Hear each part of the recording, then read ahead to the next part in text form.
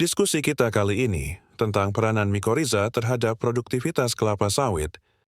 Rata-rata kebun kelapa sawit berada di lahan yang kurang subur, seperti di tanah mineral tapi kering dan keras, basah tapi gambut, atau tanah pirit, keras dan pasang surut. Berarti dibutuhkan inovasi baru untuk dapat mengkondisikan karakter tanah-tanah tersebut, dapat mendukung pertumbuhan dan produktivitas yang maksimal ya Pak. Betul. Untuk itu ayo kita bedah kondisi tanah yang dibutuhkan kelapa sawit untuk tumbuh subur, terutama untuk sawit yang sudah berumur masak atau TM. Sawit memiliki akar serabut yang berkembang luas. Akar ini menyebar di permukaan tanah dan dapat mencapai kedalaman hingga 1,5 meter.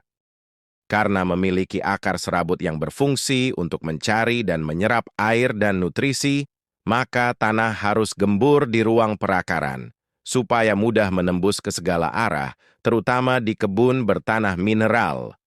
Seperti kalian tahu, banyak lahan sawit di tanah mineral dengan kontur berbukit, memiliki porositas tanah yang rendah, sehingga banyak yang tumbuh kerdil dan kurang sehat, yang terlihat dari kesegaran daunnya. Kalau sudah begitu, maka bunga jantan akan lebih banyak daripada bunga betinanya. Perlu kalian tahu bahwa bunga betinalah yang menjadi tandan kosong TBS sawit. Artinya, produktivitas sawit tergantung dari berapa banyak muncul bunga betinanya.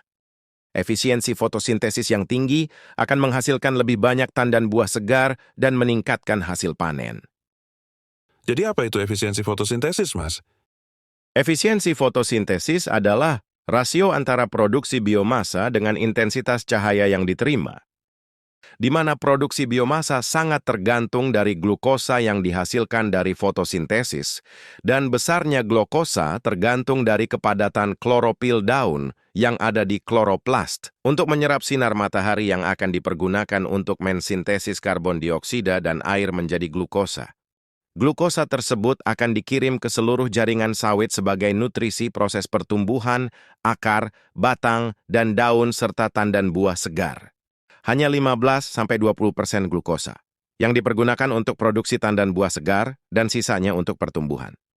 Seperti yang sudah saya jelaskan di konten saya sebelumnya mengenai fotosintesis, yang membutuhkan air dari serapan akar dan unsur hara yang dibutuhkan tanaman, seperti nitrogen, fosfat, dan kalium, serta beberapa hara mikorizа, maka disinilah peranan mikorizа yang akan membantu akar untuk mendapatkan air dan unsur hara yang dibutuhkan sawit, terutama yang letaknya jauh dari jangkauan akar sawit itu sendiri.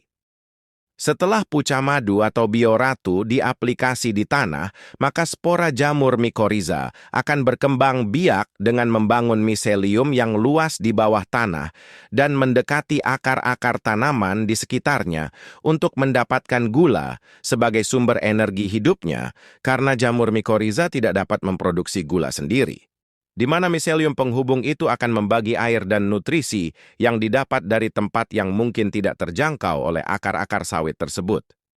Dengan demikian, maka pertumbuhan serta produksi TBS dari sawit yang terhubung oleh miselium itu akan serempak dan lebih tahan terhadap cekaman lingkungan, seperti kekeringan.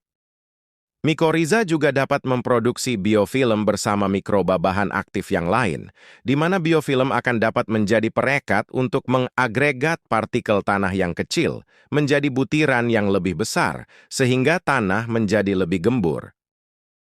Dengan tanah yang lebih gembur, maka sistem perakaran sawit dan miselium mikorizа akan lebih cepat tumbuh dengan menembus celah-celah agregat. Demikian peranan mikorizа di kebun sawit yang sangat penting untuk membantu mendapatkan air untuk keperluan fotosintesis, karena sawit membutuhkan air yang cukup besar, yaitu 400-600 liter per hari per hektar.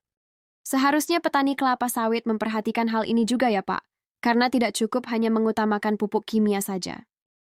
Betul. Apabila melihat dari penjelasan Bapak tadi, pertumbuhan dan produksi TBS sawit tidak hanya membutuhkan pupuk kimia saja. Tetapi kepastian mendapatkan air juga penting. Apalagi kebun sawit tidak ada yang disiram, seperti budidaya tanaman yang lain. Itulah masalahnya. Saya belum pernah mendengar dari planter-planter sawit membicarakan hal ini. Biasanya mereka hanya bicara masalah bibit, pupuk, dan lainnya yang tidak berhubungan dengan manajemen air. Pantas produktivitas kebun sawit tidak pernah tercapai sesuai kapasitas genetikanya, malah cenderung menurun, sehingga HPP terus naik, apalagi harga pupuk juga naik terus, maka keuntungan dan kerugian mereka sangat tergantung dari harga TBS yang naik turun, mengikuti harga pasar. Ya begitulah yang terjadi. Untuk itu, semoga konten ini dapat didengar sedulur petani sawit dan mau mencoba Puca Madu dan Bioratu untuk membuktikan apa yang telah kita diskusikan tadi adalah benar. Oke, cukup sekian dulu diskusi kita hari ini. Semoga bermanfaat walaupun hanya untuk tanah mineral karena keterbatasan waktu. Nanti akan kita diskusikan di lain waktu. Terima kasih dan sampai berjumpa lagi di tema yang lain.